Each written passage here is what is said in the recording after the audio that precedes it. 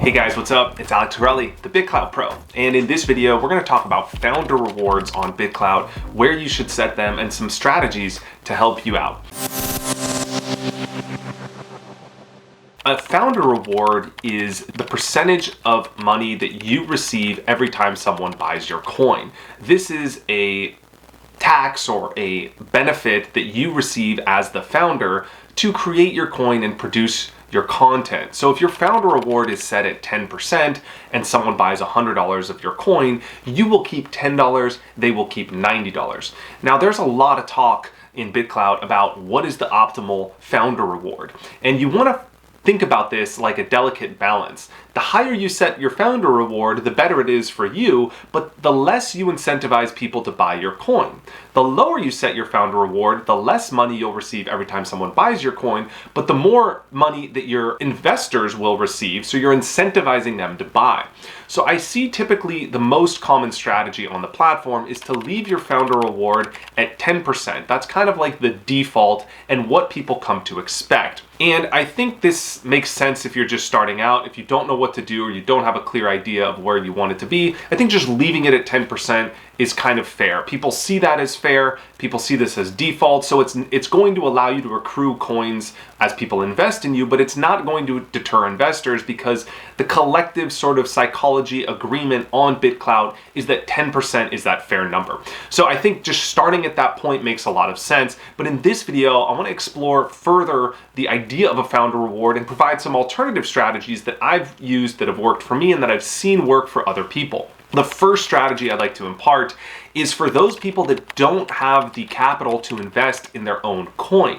As you know, I've been a big advocate of buying your own coin first because the price is the cheapest, you're the lowest on the bonding curve, and game theory incentivizes you to buy your own coin ahead of time before shilling it out to other people. But some people don't have as much capital as they'd like to invest in their own coin. So what do? One strategy I've seen work very well is people set a higher founder reward until their coin price reaches a certain amount.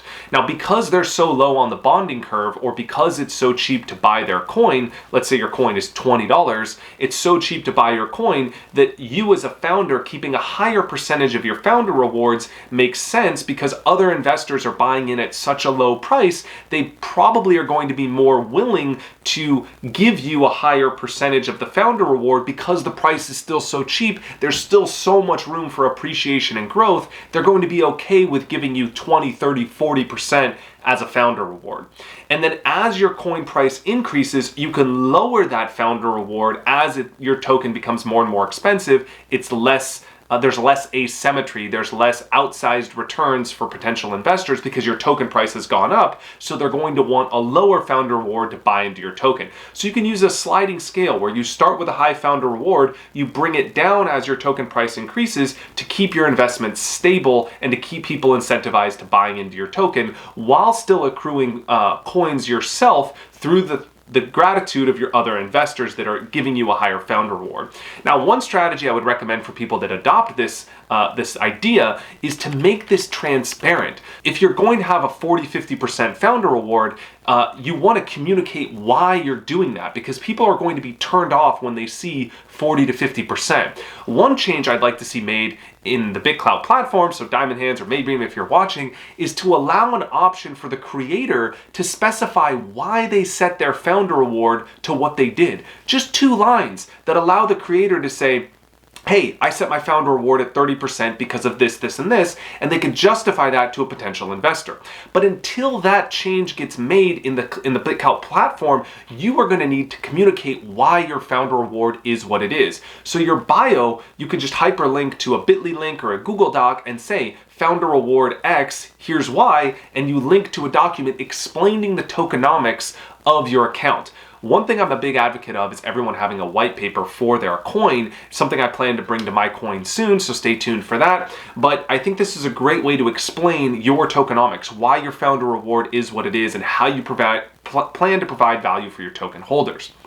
So this is one way to think about your founder reward. You can start it high and lower it over time as you accrue more of your own coins. The second strategy is to do the opposite, and this is what I've implemented and I've seen other creators like Whale Shark Pro and other creators implement as well, is they start their founder reward low, like at 5 or 10%, and they raise their founder reward over time up to 20 and 25%. Now this might seem counterintuitive, but I think it works for two reasons. The first is that you're creating incentive for people to adopt your coin early because they know it's going to be more expensive to adopt your coin later. So they know that your coin price is scarce, it's a rising value, and so they're going to want to buy your coin early because they know it gets more and more expensive over time. The second reason why I like this strategy is because as more people buy into your coin, the percentage of coins that you own gets smaller and smaller. Increasing your founder reward allows you to retain more percentage of your own coins. Now this is very important, and this is one of the mistakes I think people get wrong about founder rewards, the people who set it to 0%. Because they miss the opportunity to accrue their own coins. Even if you never plan on selling, or even if you're already wealthy from crypto, or even if you don't care about using your own coins for your own financial gain, it's important to have a larger percentage of your own coins because you control the supply of your token. Nobody else can rug pull on you, which means to sell all of their coins and drop your price when you control the majority share of your coins. So having a higher founder reward keeps the percentage of the tokens that you own higher over time and allows you to stabilize your price for your investors. So this is a very important strategy because nobody likes to be involved in a token where there's 2 or 3 outside investors that own a large percentage, 1 or 2 or 3 of them sell, your token price bombs because you don't own enough of your own coin. When you control your coin, you control the price more often, and you can do this by increasing your founder reward. Now, the third strategy I see people adopt, which I'm frankly not a fan of, is when their token price goes down, they immediately lower their founder reward to incentivize people to buy because they want to keep the short-term price of their token higher or at an all-time high or back to that arbitrary level that it was before. I personally don't like this strategy. Number one, I'm not a fan of doing anything short-term. I really like thinking long-term and playing the long game, so the short-term variance in my coin price is kind of like, reminds me of my experience in poker. If I lose a hand or lose 2 hands or 3 hands, I don't care about the battle because I'm focused on winning the war. So I don't care if I lose a hand or 2 in poker because I'm focused on winning the game. I'm focused on winning the tournament. And just like the same strategy on BitClout, if my coin price goes down today or tomorrow because an investor or 2 sold, they needed liquidity or they bailed on my coin, fine, I don't care about that. I'm not trying to get my coin price to be at an all-time high today. I'm focused on the 10-year value of my coin being one of the premium coins on the market, providing the most value to the community and building the best brand and platform on BitClout, and I'm going to be rewarded for that long term, not short term. Anytime you're lowering your founder reward to 0 to incentivize that immediate investment, you're incentivizing these short term adopters who are trying to get a bounce on your price and then potentially sell at a short-term date, which is going to create more volatility in your coin price and do the opposite of what you're hoping.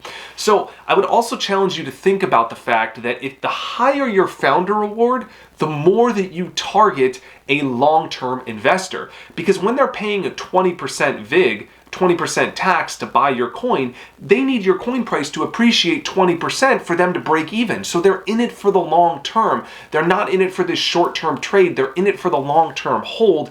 And that's the type of investor I want to attract. That's the type of person I want as part of my A-team, as part of my inner circle, as part of my community. The person that thinks long-term, that's riding this wave with me, that believes in the value that I can provide to the community long-term, and that's willing to bet on that. So I hope you enjoyed this video. If you like this, please subscribe to the channel. More awesome content is coming your way on Bitcoin, crypto, and more. Strategies to help you win in personal branding. I'd also appreciate you smashing that like button. It helps us show this video to more people. And of course, I'd love to hear from you. Leave your thoughts in a comment below on founder rewards. I know the community would love to hear your insight and knowledge. Thank you for your attention. I'm Alec Torelli, and I'll see you in the next one. Cheers.